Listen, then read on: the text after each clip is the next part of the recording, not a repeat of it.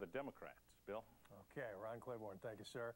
Well, now a question of parental responsibility. Should kids suffer when their parents behave badly? And should parents have to pay the price for when their kids act up? Two recent stories highlight that debate, caught our attention.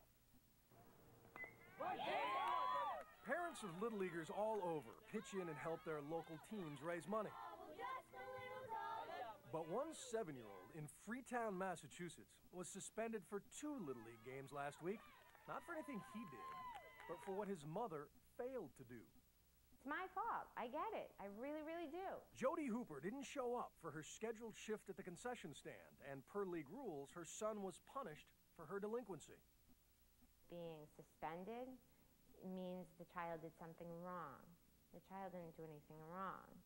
So that's where I'm having the issue with it. She says she got stuck at work, but the league says rules are rules. It's a tough rule to have to enforce because everybody is going to have, and I don't want to say excuse, but everybody has things to do.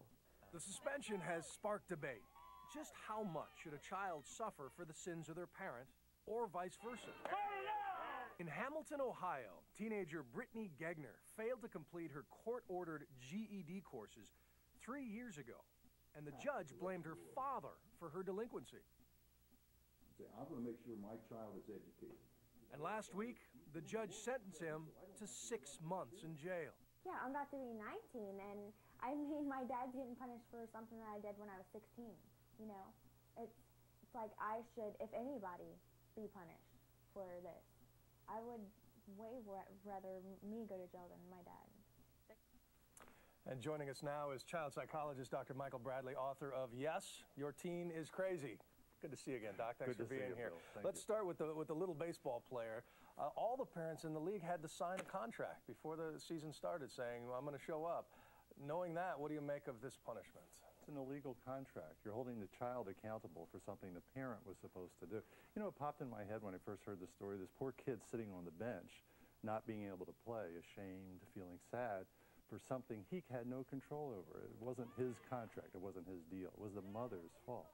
But more and more we see the best schools in this country are the ones that demand the most parental involvement. And if both parent and child can't cut it, the kid is usually asked to leave. Then what would you suggest is done? How do we enforce that sort of involvement? Well, contracts are important in terms of telling people what you would like to have happen.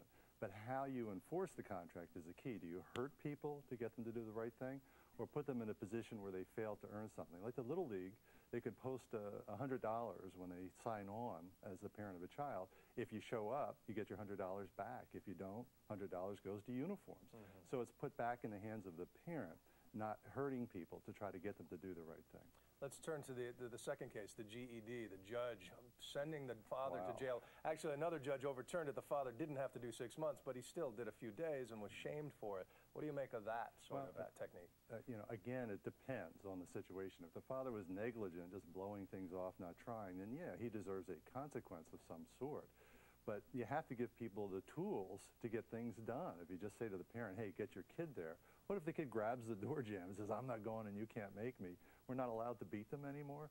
So you have to give parents training and tools to get these things done, not just say, hey, like peacekeeping. I'm taking your gun, go keep the peace, good luck. Right, right. So when you're counseling families, though, what is the carrot that you use? You don't like the stick, so what's the carrot? Well, again, you set up a contract where the family has a joint goal, something they can earn. What does a parent want? What does a kid want?